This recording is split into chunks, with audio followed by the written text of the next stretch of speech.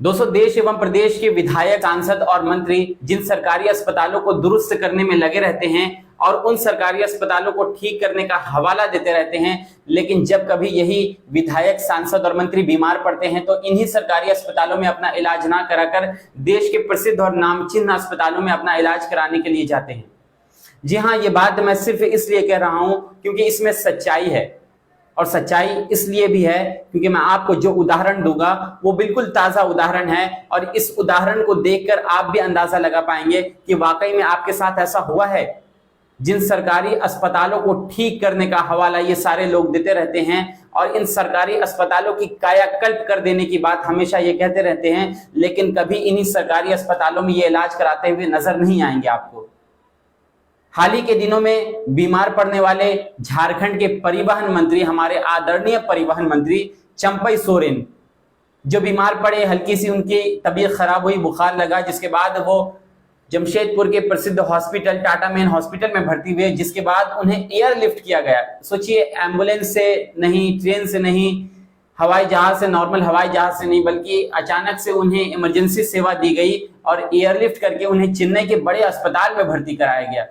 ये है हमारे देश के, प्रदेश के मंत्रियों और विधायकों के लिए ये फैसिलिटी है, लेकिन आम जनता, आम गरीब, हमारे और आपके लिए कुछ नहीं है। हम सब सरकारी अस्पतालों में जाकर धक्के खाने के लिए हैं।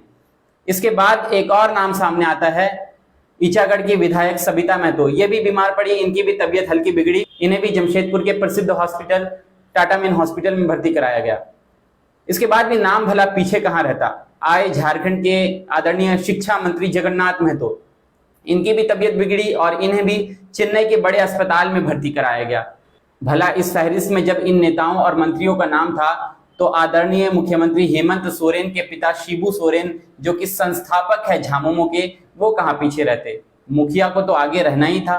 उनकी भी तबीयत बिगड़ी, वह भी बीमार पड़े और उन्हें भी चेन्नई के अस्पताल में भर्ती कराया गया है। तो ये है हमारे देश, हमारे प्रदेश की वो व्यवस्था जिस व्यवस्था को लेकर हमेशा सरकारों पर तंज कसा जाता रहा है और हमेशा जनता, पब्लिक पिसती रहती है, घिसती रहती है। जिन सरकारी अस्पतालों में इलाज कराने के लिए आपको कहा जाता है और उन्हीं सरकारी अस्पतालों की दशा और दिशा देखकर वाकई में आपको रोना आएगा जब आप इन सरकारी अस्पतालों के चक्कर लगाएंगे और इन सरकारी अस्पतालों को ठीक करने का बस हवाला दिया जाता है, किया कुछ भी नहीं जाता है। और जब यही लोग बीमार पड़ते हैं तो इन्हीं सरकारी अस्पतालों में अपना इलाज ना कराकर देश के प्रसिद्ध और नामचीन अस्पतालों में अपना इलाज कराते हैं। हमारे देश और प्रदेश की हालत ये है।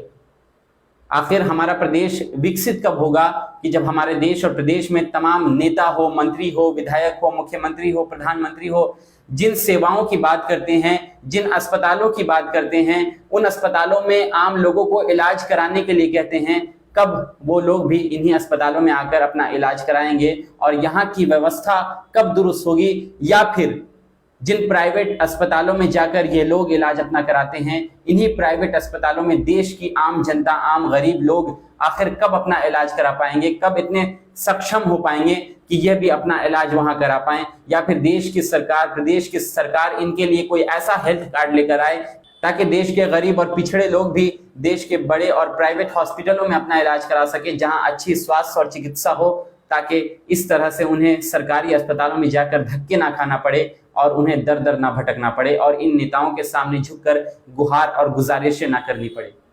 इस वीडियो को शेयर कीजिएगा और पहुंचाइएगा उन लोगों तक, उन नेताओं तक, उन मंत्रियों तक, उन विधायकों तक जो वाकई में हवाला देते हैं, सिर्फ बातें ही करते हैं, लेकिन जब काम करने की बारी आती है, जब वाकई में जांच और परीक्षा देने की बारी आती है, तो वो देश के, प्रदेश के बड़े और प्रसिद्ध और नामचीन अस्पतालों में जाकर अपना इलाज कराते हैं। हल्की सी बुखार और तबीयत बिगड़ने पर ये लोग वहां चले जाते हैं। इन सरकारी अस्पतालों में मरने के लिए बस गरीब और बेबस लोगों को छोड़ दिया जाता है।